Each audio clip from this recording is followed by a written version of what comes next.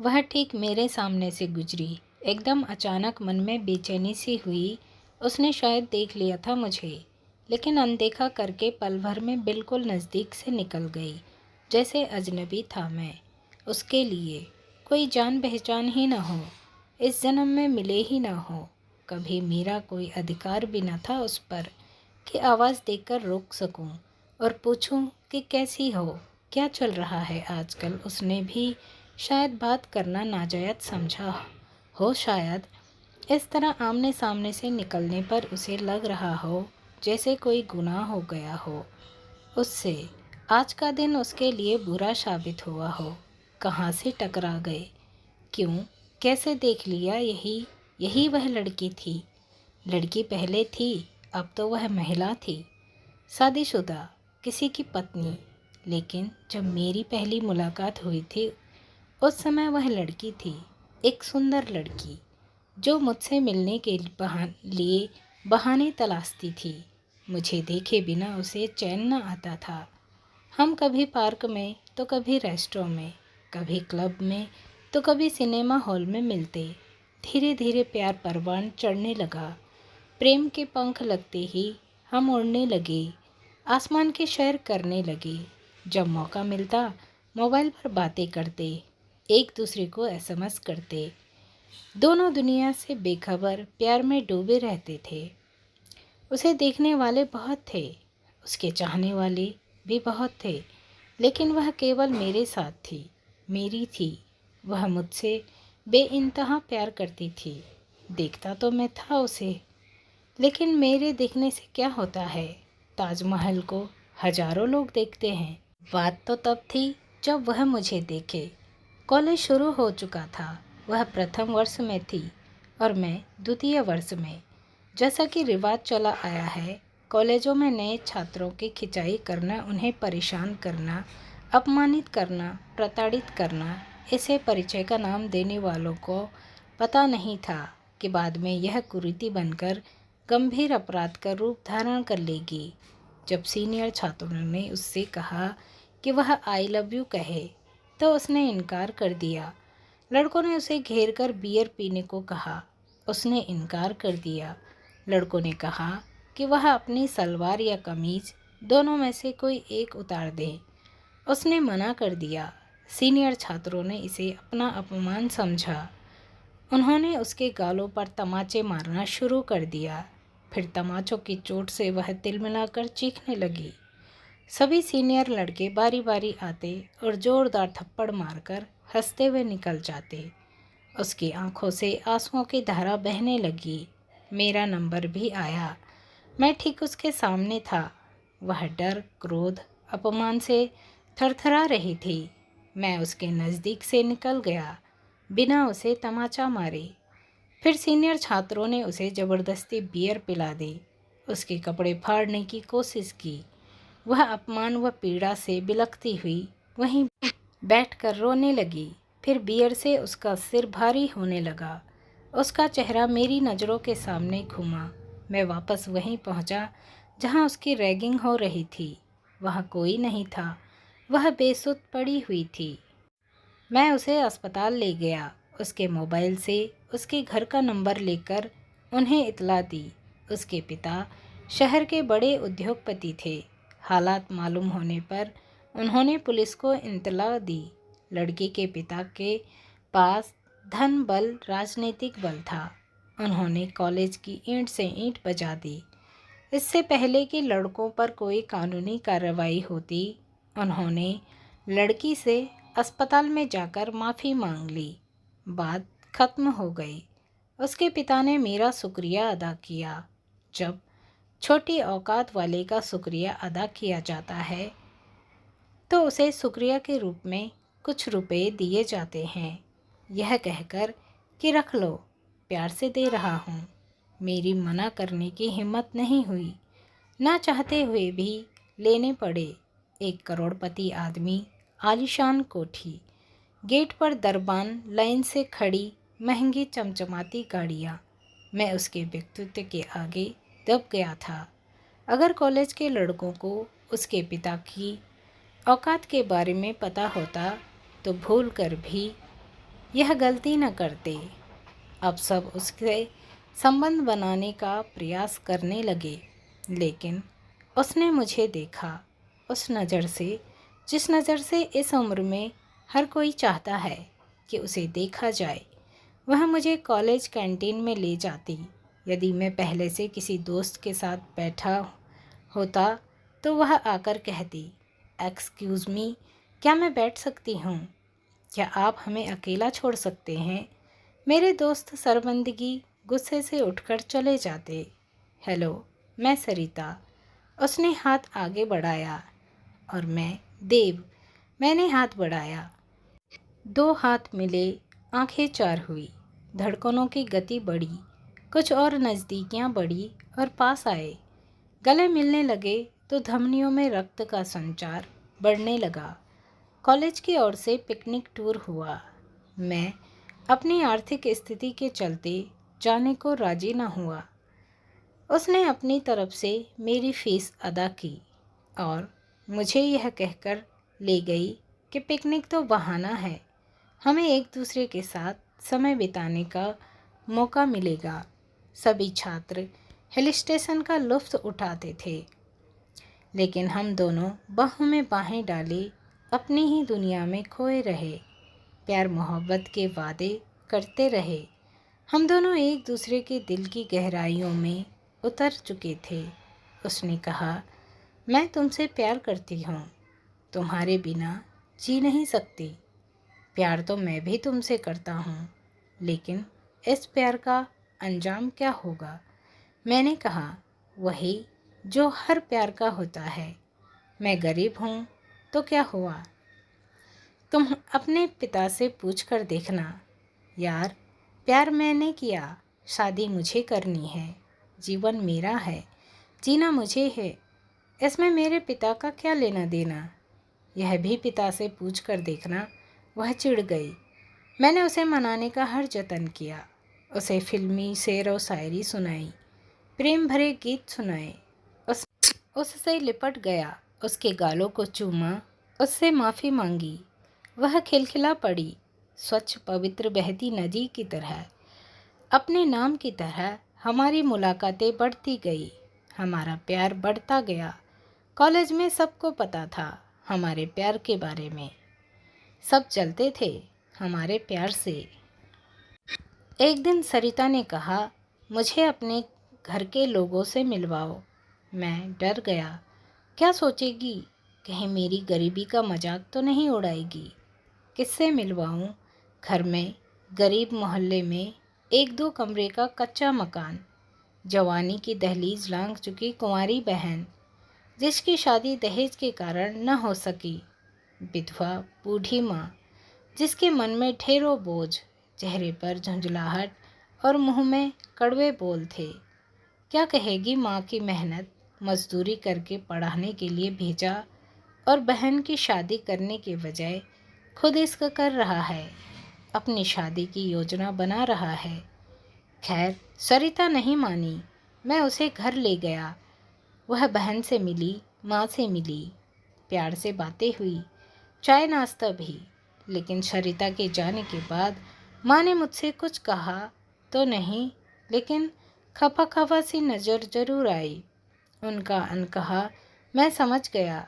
मुझे नौकरी तलाश कर घर चलाना है, मुझे हर हाल में बहन की शादी करनी है, यह मेरा दायित्व है, बाकी सब बाद में।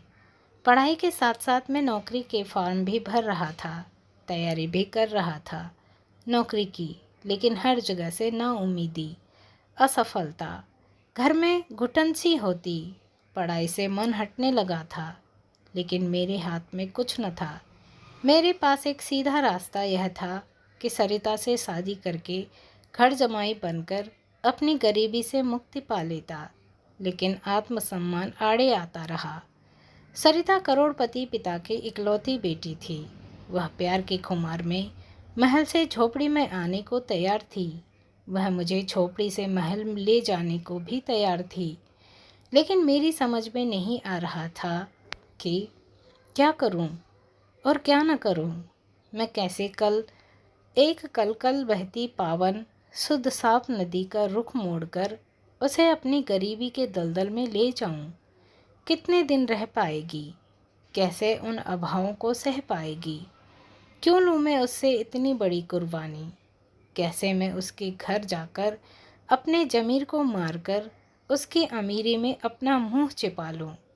क्या सोचेगी मेरी बूढ़ी माँ, जिसके पास पूंजी के नाम पर सिर्फ मैं था? तुम्हारी समस्या क्या है? सरिता ने पूछा। मैं सब में राजी हूँ। या तो तुम निकलो अपनी गरीबी से, या फिर मुझे ले चलो अपनी गरीबी में।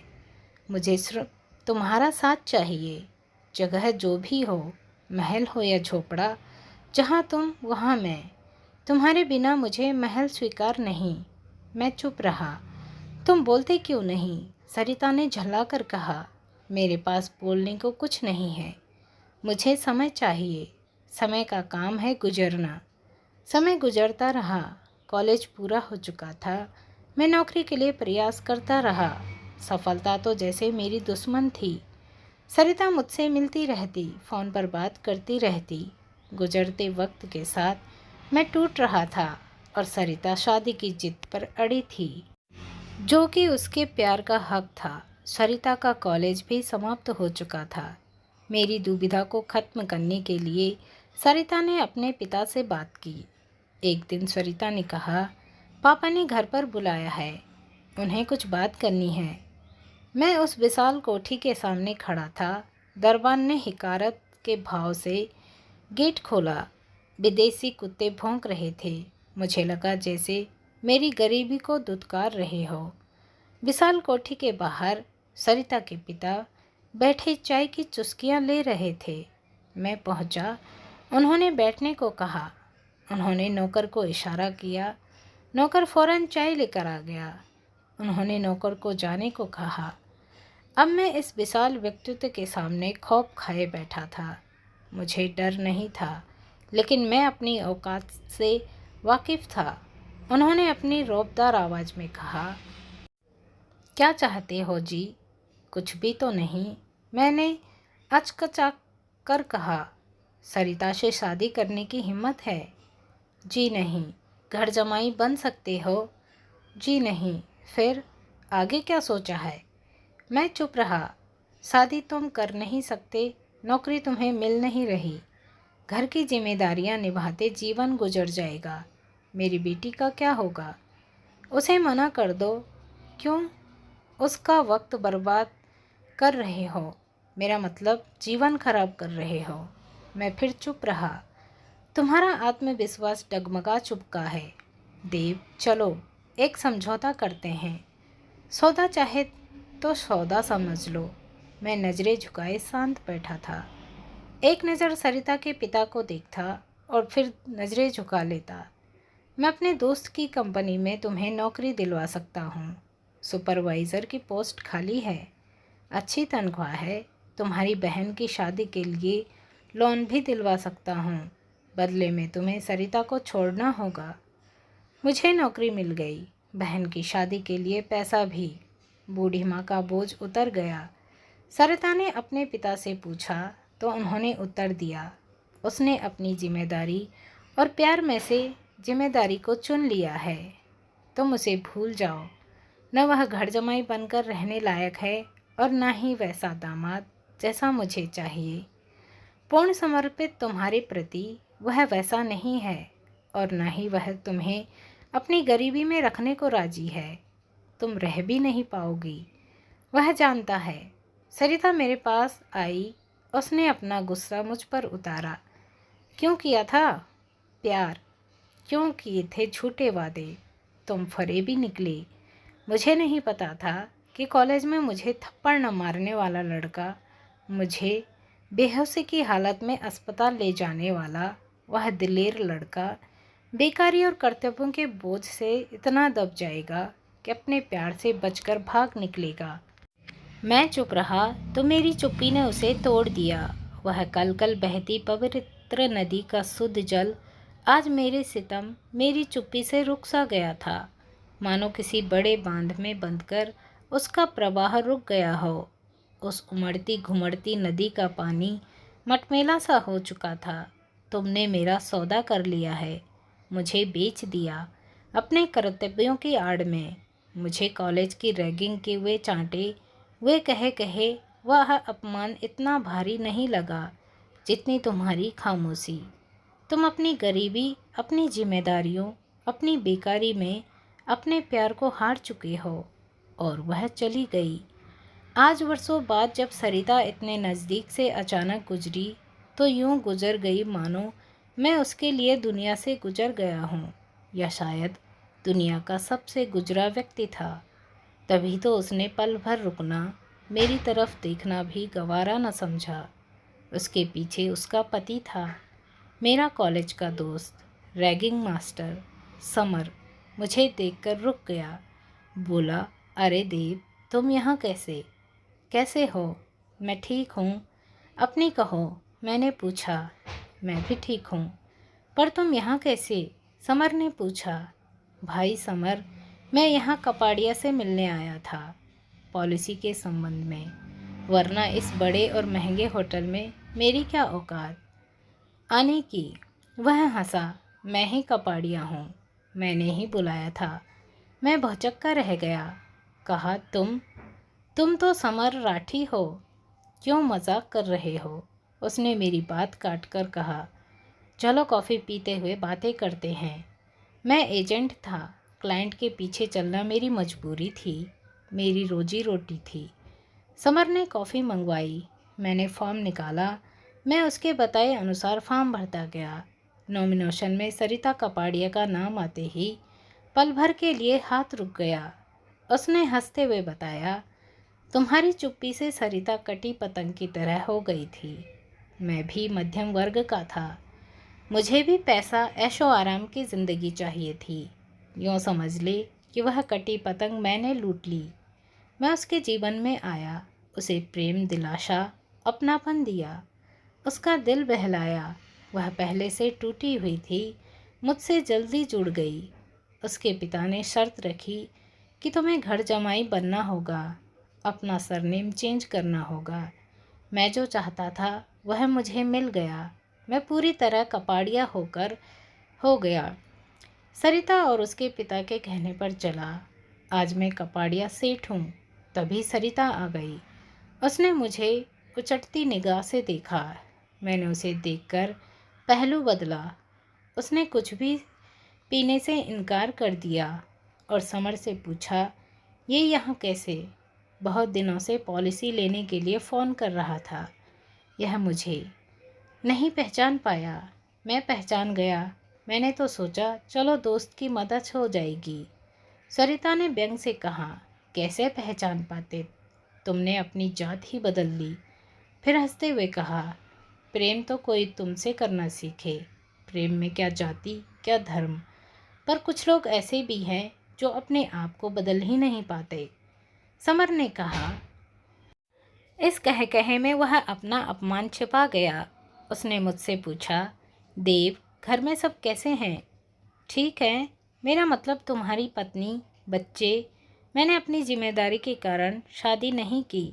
विधवा बहन के 2 बच्चों का पालन पोषण कर रहा हूँ।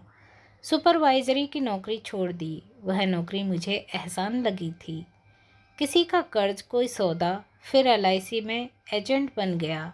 अब दिन रात ग्राहक तलाशता हूँ।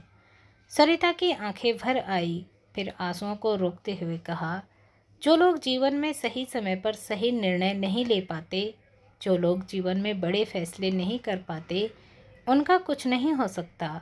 समर को लगा कि कहीं पुराना पैराम फिर से हिलोरे न मारने लगे। अतः उसने उठते हुए कहा, अच्छा देव, हमें चलना है। चलो सरिता। देव अपनी फाइल व कागजात समेटने लगा। समर और सरिता बाहर निकल गए। सरिता यूं चल रही थी समर के साथ, मानो अंत में हर नदी का अंजाम ही हो खारे सागर में मिलकर मरना। उसने अपनी नियत स्वीकार कर ली थी। देव की एक चुप्पी ने सरिता के जीवन में ऐसा बांध बना दिया कि उसे फिर से कलकल करते बहते नदी के लिए किसी समर रूपी सागर में पनाह लेनी पड़ी हो, यह जानते हुए भी कि समर ने शादी उसकी दौलत की खातिर की है।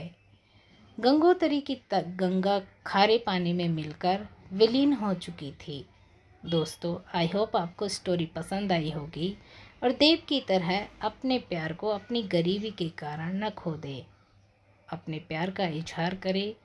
Thanks for watching.